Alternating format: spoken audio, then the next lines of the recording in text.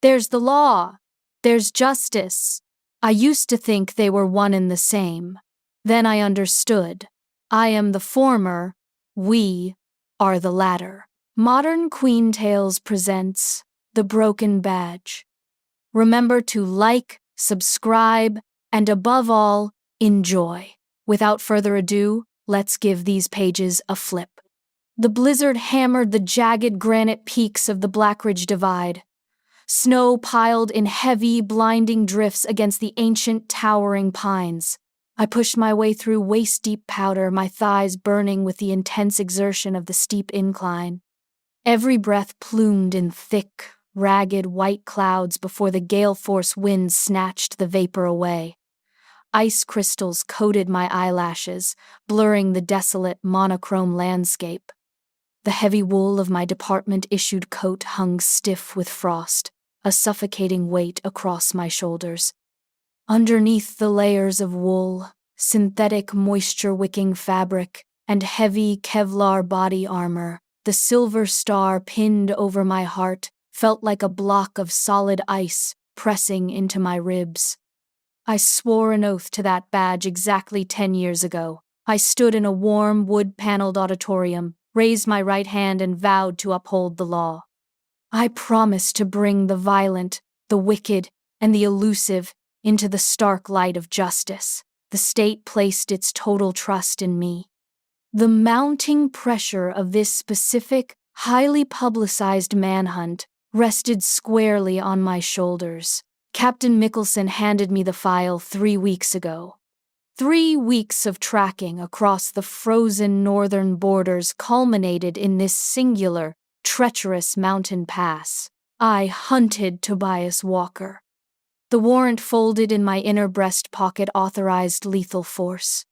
The high command in the city demanded a swift, permanent end to his reign of border smuggling and vigilante retribution. The governor wanted a closed case. Captain Mickelson wanted a corpse. I wanted to survive the cold long enough to finish the job. The wind screamed down the canyon, a physical force pushing against my chest. I lowered my head, digging the reinforced steel toes of my tactical boots into the hardened crust of the snowpack. My tracking equipment died 2 days ago. The batteries froze solid.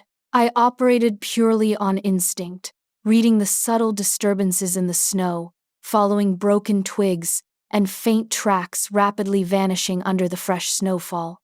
Walker moved like a ghost through this hostile terrain, but every man leaves a trail.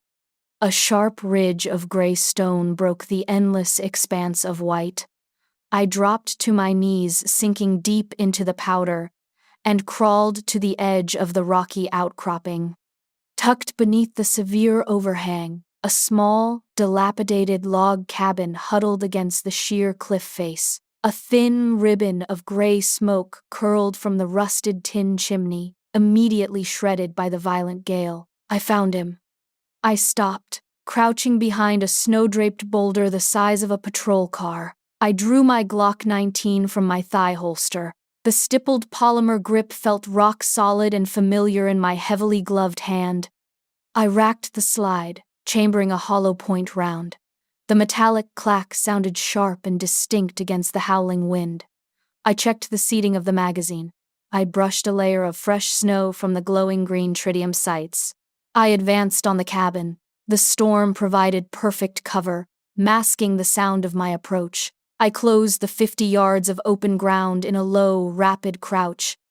My boots crunched down on the hardened crust of ice surrounding the sagging wooden porch. The wooden steps groaned under my weight, a protest swallowed by the howling wind. I pressed my back against the rough-hewn logs beside the heavy oak door. I slowed my breathing, pulling the freezing air deep into my lungs, counting the erratic beats of my racing heart. 1, 2, 3. I pivoted, raised my booted foot, and kicked the door squarely next to the heavy iron latch. The wood splintered. The door crashed inward, slamming against the interior wall with a deafening crack. I swept into the room, my weapon raised, my eyes scanning the tight space over the sights of my pistol. my finger resting lightly on the trigger guard. The sudden wall of heat hit me like a physical blow. The cabin smelled strongly of burning hickory, oiled leather, and fresh black coffee.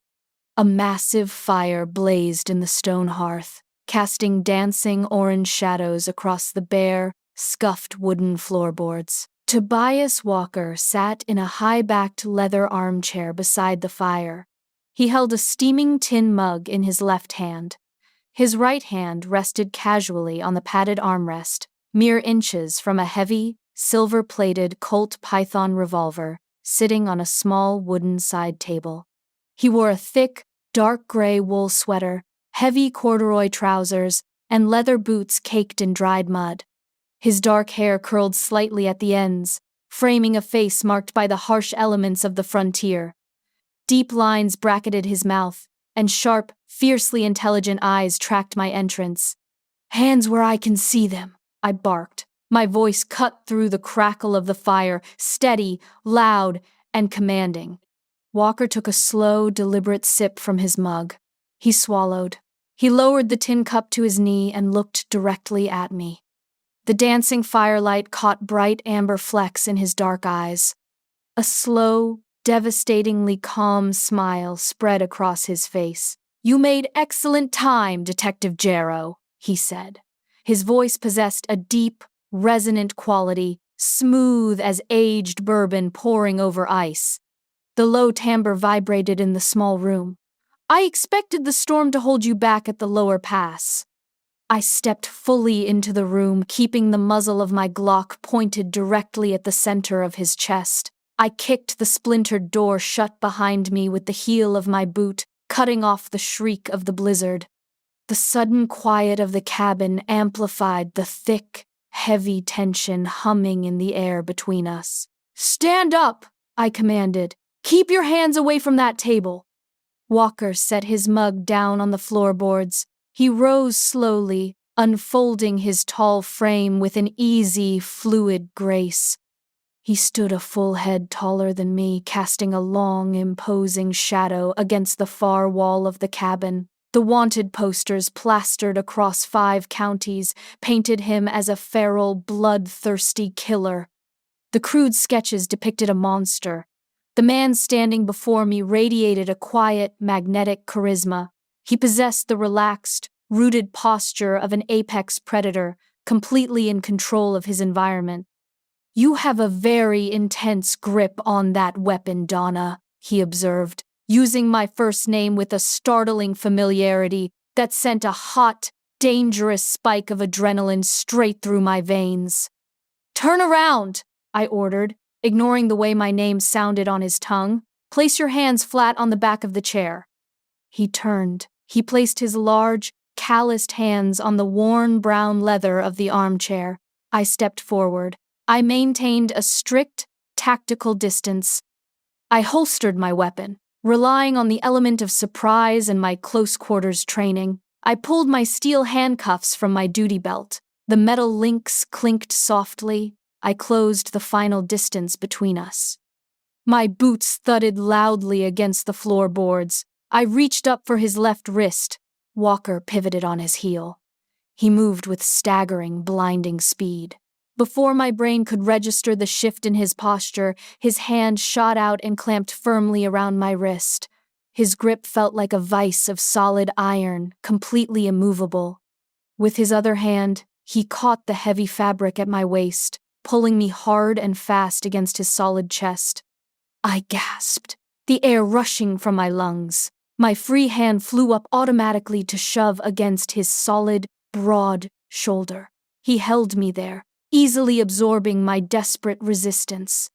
He stood perfectly still, an immovable wall of muscle and bone. I stared up into his face. We stood mere inches apart. The scent of crushed pine needles, rich wood smoke, and a crisp, overwhelmingly masculine musk enveloped me. The sheer physical heat radiating from his large body soaked straight through my freezing wool coat, thawing the deep chill trapped in my bones. My heart hammered frantically against my ribs, beating a frantic rhythm against the cold metal of my badge. You followed me to the absolute edge of the world, Walker murmured. His gaze dropped to my lips. His eyes burned with an intense, raw focus. The calm demeanor vanished, replaced by a fierce, undeniable hunger. The psychological friction inside my mind reached a catastrophic breaking point. My rigorous training demanded I fight back, execute a sweep, draw my backup weapon from my ankle holster, and take him down to the floor. I needed to uphold the badge pinned to my chest. I needed to honor the decade of service I gave to the city. I needed to fulfill the warrant folded in my pocket. Instead, a completely alien, overriding impulse seized control of my muscles. The exhaustion of the 3-week hunt, the crushing isolation of the frozen mountains, and the overpowering, intoxicating physical presence of the man standing before me completely shattered my professional resolve. I grabbed the heavy collar of his thick wool sweater. I pulled him down to my level. I kissed him. Walker responded instantly. His large arms wrapped entirely around me, crushing me against the hard lines of his chest. He kissed me back with a desperate, commanding hunger. His mouth felt scorching hot and fiercely demanding against mine. The frozen, hostile environment of the Black Ridge Divide completely vanished from my mind, melting away under a sudden, consuming inferno of desire. The kiss tasted of bitter black coffee and dark, dangerous promises. I tangled my freezing fingers deep into his thick, dark hair, anchoring myself to him as the room spun wildly out of focus. He backed me up, his heavy boots moving in perfect tandem with mine until my spine pressed against the solid logs of the cabin wall. He pinned me there, his weight pressing heavily against my armor, a welcome, grounding force. His hands swept down my back, gripping my waist with a possessive strength that sent a jolt of pure fire straight down to my core. Every strict rule, every department regulation, every solemn oath I ever took incinerated in that single, profound moment. The solid weight of my silver badge pressed uselessly between us, totally eclipsed by the frantic hammering of my heart. I surrendered entirely to the treasonous ignition of desire, letting the sheer, overwhelming force of his touch overwrite my rigid identity as a servant of the law. I became a woman completely consumed by the man I swore to destroy. We broke apart, breathing heavily. My chest heaved. I stared at him, my mind reeling, my pulse roaring in my ears. I tried to process the massive magnitude of my betrayal. I just kissed the most wanted man in the territory. I kissed a man with a kill order on his head. Static erupted violently from the radio clip to my left shoulder. Unit 4. This is Captain Mickelson. Do you copy, Jarrow? The captain's voice crackled harshly through the small speaker, sharp, demanding, and utterly devoid of warmth. We have your GPS location locked. We are tracking up the eastern ridge in the armored snowcat. We are exactly 10 minutes out. Secure the perimeter. Acknowledge, Jarrow. The ticking clock dropped into the small room like a massive physical weight. The long arm of the law closed in around us. The full, crushing weight of reality crashed back down onto my shoulders. I took a sudden, jerky step back, putting distance between us. My hands shook violently. I reached up with trembling fingers and thumbed the radio's volume dial down to a faint, barely audible whisper. Walker watched me closely. His expression sobered instantly. The playful charm and the burning hunger vanished, replaced by a grim, hard reality. He straightened his posture, transforming back into the hardened survivor of the borderlands. They will shoot me on sight, Donna, Walker said. He spoke the words calmly, presenting a simple, objective fact. Your Captain Mickelson operates on a strict, shoot-first policy for anyone carrying my name. He wants me buried on this mountain. You blew up Shaft 4 of the Black Ridge mine, I countered, my voice shaking slightly as I recited the official charges from his file. You destroyed company property, The state branded you a domestic terrorist." Walker took a slow step toward me. He stopped right in front of me. He reached out and gently touched the silver badge pinned to my coat. His warm, calloused finger traced the sharp, 5-pointed star. "The state wants a convenient scapegoat for the mining riots," Walker said, his voice dropping to a fierce, intense register. "The Blackridge Mining Company sealed Shaft 4 after the initial collapse. 50 men sat in the dark, breathing stale air, waiting for a rescue team that the executives explicitly canceled. The company refused the exorbitant cost of a deep shaft recovery operation. They called it a structural write-off. They wrote off 50 human lives to save their profit margin." I stared at him.